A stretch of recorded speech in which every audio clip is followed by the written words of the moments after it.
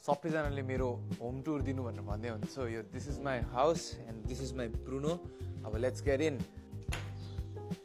यस यो चाहिँ sitting room हो हाम्रो यहाँ चाहिँ हाम्रो दुईजना भगवानहरू हुनुहुन्छ वेलकम गर्नुलाई भगवान हो कि नमस्ते गर्नु त्यहाँ भन्नुहुन्छ श्री श्री रविशङ्कर गुरुजी